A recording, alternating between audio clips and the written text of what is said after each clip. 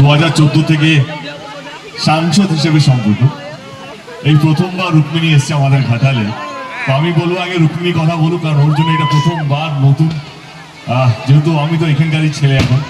ওই হচ্ছে আমাদের চিফ গেস্ট, আমাদের অতিথি। তো আমি বলবো রুক্মিণী কিছু কেমন লাগছে ঘাটাল উৎসব, ঘাটালে মানুষ। ও আজ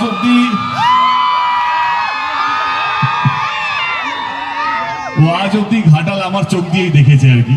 ঘাটালে এইটা, ঘাটালে ওইটা, এরকম হয়, মানুষ কত ভালো। তো আজকে ঘাটালে তোমার পূর্ণভাবে কি হলো, মানুষের সঙ্গে আলাপ হচ্ছে, দেখা হচ্ছে, কেমন লাগছে ঘাটালে? আমি খুব ভালো আছি।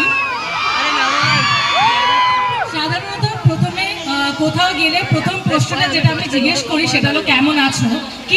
কিন্তু ঘাটালের খবর আমি এতটাই রাখি যে আমাকে লোকেরা জিজ্ঞেস করে ঘাটাল কেমন আছে। অনেকদিন পর আমার কলকাতাতেও ফেরা, আমি বম্বেতে ছিলাম, তো তাই আরেকবার জিজ্ঞেস করে নিচ্ছি কেমন আছো ঘাটাল। এতটা খারাপ রেখেছে একজন, কেমন আছো ঘাটাল। Thank you. হ্যাঁ, তাহলে বলুন আমাকে বারবার আসতে।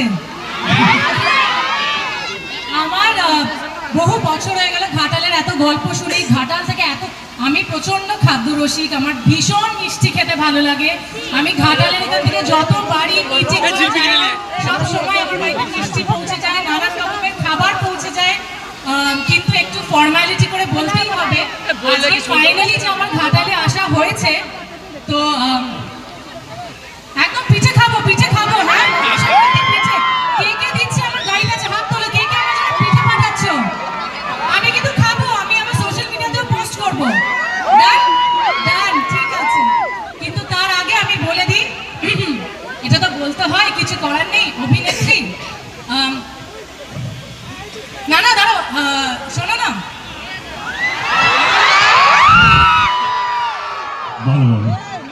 আমার কেমন অদ্ভুত লাগছে।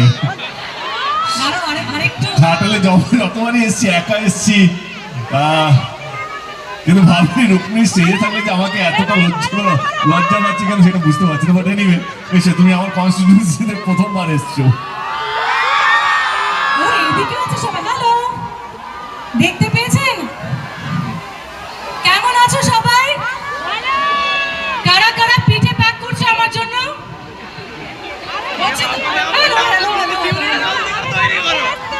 সত্যি খুব ভালো লাগছে। মঞ্চে যারা আছে তাদের সাথে বহু বছর ধরে চেনা পরিচিতি সবই আছে, অনেক কথা শুনেছি, কিন্তু এখানে এসে আমাকে